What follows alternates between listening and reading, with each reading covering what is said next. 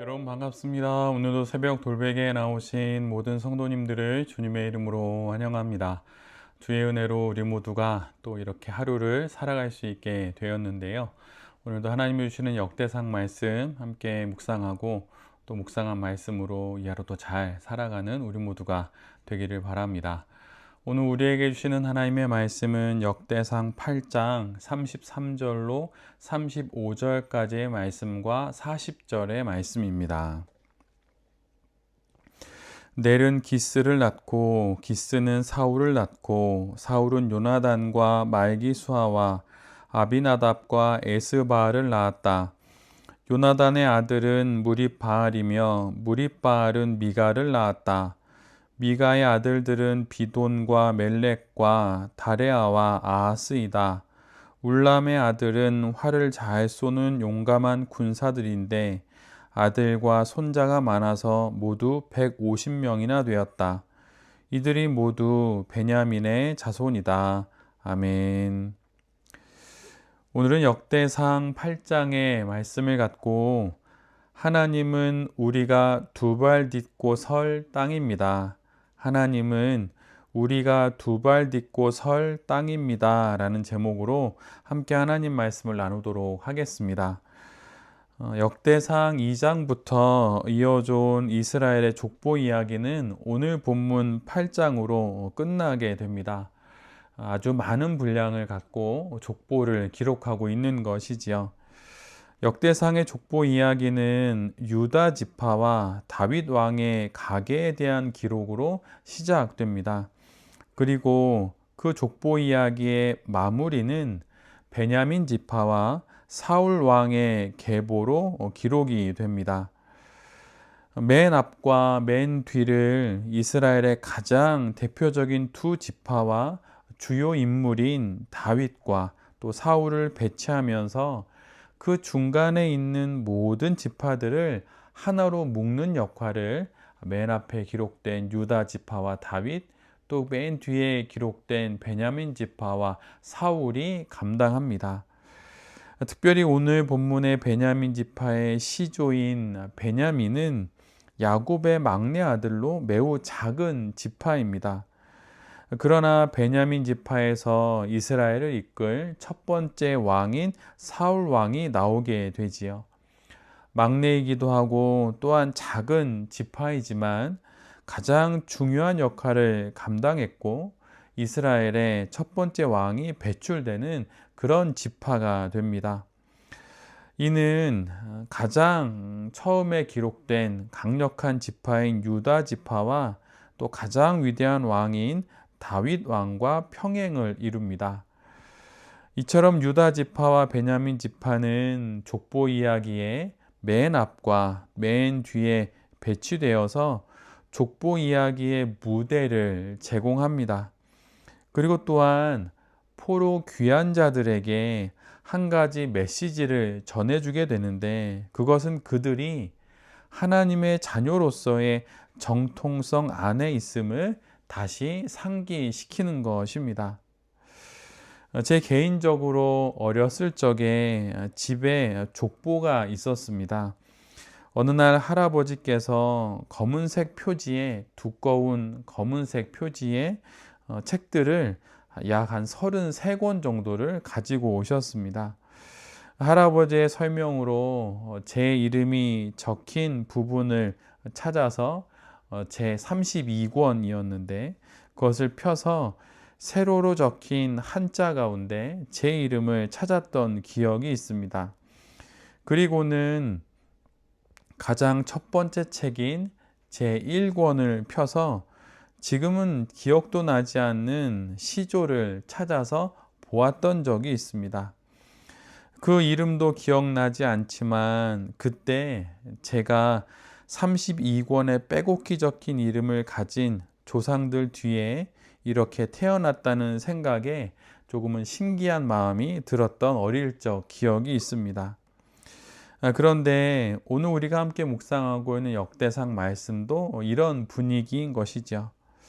역대상 2장부터 8장까지 빼곡히 그리고 지루할 정도로 길게 이스라엘 12지파와 조상들의 이름을 성경 속에 기록해 놓은 이유가 무엇일까요? 그것은 포로 귀한 자들에게 그들이 뿌리가 있는 백성임을 알려주기 위함인 것입니다. 더욱 우리 모두가 그렇게 오늘 본문을 볼 수 있는 이유는 뒤로 이어지는 역대상 9장 1절에 이 족보 이야기의 최종 결론을 다음과 같이 기록하기 때문입니다. 이와 같이 온 이스라엘이 족보에 오르고 이스라엘 열왕기에 기록되었다. 말 그대로 귀환한 이스라엘 백성들은 뿌리가 없는 그런 나그네가 아니라 이스라엘 열왕기에 기록된 그 조상들의 그 혈통을 따라 이 땅에 살고 있는 하나님의 백성이라고 하는 것을 역대상이 말해주고 있는 것이죠. 말 그대로 이제 역사의 무대가 마련되어 있고 그 무대 위에서 이스라엘 백성들이 여전히 살아가고 있다고 하는 그 사실을 오늘 성경을 통해서 귀환한 이스라엘 백성들에게 알려주시고 있는 것입니다. 자신들의 삶의 기반을 잃어버린 포로 귀환 자들에게 성경은 그들의 삶의 자리는 여전히 튼튼하다는 것을 보여줍니다. 아담의 시대로부터 다윗 왕의 시대까지 그리고 사울 왕의 시대까지 이어져 온 그 삶의 무대가 허물어지지 않고 사라지지 않고 여전히 그들을 떠받치고 있다는 것을 성경은 그들에게 말해주고 있는 것입니다. 우리의 삶 역시 마찬가지입니다. 우리는 오늘 본문의 포로 귀한 자들처럼 삶의 기반을 빼앗긴 그런 상황은 분명 아닐 것입니다. 그러나 삶에서 겪는 여러 일들로 인해서 삶의 터전이 흔들리고 사라진 것 같은 순간들을 맞이할 수는 있는 것이지요. 그럴 때마다 우리가 기억해야 하는 것은 우리 삶의 터전이 흔들린 적이 없다는 것입니다. 시편 46편 2절에 이런 말씀이 있습니다. 땅이 흔들리고 산이 무너져 바닷속으로 빠져들어도 우리는 두려워하지 않는다. 이렇게 고백한 시인이 이런 고백을 할 수 있었던 이유가 무엇입니까? 그것은 바로 1절에 나와 있는 이 내용으로 우리 모두가 알 수 있습니다. 시편 46편 1절은 이렇게 기록합니다. 하나님은 우리의 피난처이시며 우리의 힘이시며 어려운 고비마다 우리 곁에 계시는 구원자이시다. 땅이 흔들려도 두려워하지 않고 산이 무너져도 겁먹지 않으며 바다에 빠져도 걱정하지 않는 것은 애시당초 땅도 바다도 산도 우리의 인생의 터전이 아니기 때문입니다. 우리의 인생의 터전, 우리의 삶의 무대, 우리의 피난처, 우리의 힘이 되시는 분은 바로 우리 하나님이라고 하는 것이죠. 사무엘하 22장을 읽어보면 다윗이 하나님께 올려드리는 찬양인 다윗의 승전가가 나옵니다. 제가 1절로 3절까지만 읽어드립니다.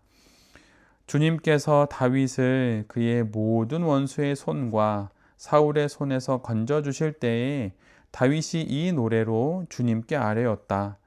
그는 이렇게 노래하였다. 주님은 나의 반석, 나의 요새, 나를 건지시는 분. 나의 하나님은 나의 반석, 내가 피할 바위, 나의 방패, 나의 구원의 뿔, 나의 산성, 나의 피난처, 나의 구원자이십니다. 주님께서는 언제나 나를 포악한 자에게서 구해 주십니다. 다윗의 이 고백처럼 바로 하나님이 우리가 설 땅의 기초가 되십니다. 그리고 우리가 두 발 딛고 설 수 있는 그 반석이 되시는 분은 다름 아닌 하나님이십니다. 우리의 두 발을 딛고 설 땅, 그것은 바로 오직 하나님입니다. 이 사실을 기억하면서 우리에게 주어진 이 생명의 시간들을 잘 살아가는 우리 모두가 되기를 간절히 바랍니다. 그리고 특별히 오늘도 하나님 위에 서서 우리의 영혼의 두 발을 굳게 딛고 오늘도 하나님과 함께 허락된 또 생명의 시간들을 하나님과 더불어 잘 살아가는 새벽 돌베개의 모든 성도님들과 또 이 말씀을 전하는 제 자신이 될 수 있기를 간절히 기도드립니다. 아멘. 기도하겠습니다. 주님, 역대상 20장 2장부터 8장까지 이어지는 족보의 그 긴 이야기를 통해 우리가 설 땅이 하나님임을 알게 하시니 감사합니다. 흔들리고 요동치고 변하는, 그래서 유한하여 결국에는 사라지는 무익한 것들 위에 서지 않겠습니다. 변치 않는 반석이요 흔들림 없는 땅 되어 주시는 하나님 위에 서서 살아가겠습니다. 주님, 그런 인생이 되게 하여 주시옵소서. 그리고 특별히 주님이 사랑하시는 이 나라, 우리나라 역시 흔들림 없는 반석이신 하나님 위에 세워지는 그런 나라가 되게 하여 주시옵소서. 오늘도 주의 은혜로 하루를 살아갑니다. 이 하루 동안 있을 여러 일들 가운데, 여러 선택과 결정 가운데 주님 함께하여 주시고 주의 뜻 따라 살아가는 이 하루가 되게 하여 주시옵소서. 이 모든 말씀 예수 그리스도의 이름으로 기도드립니다. 아멘.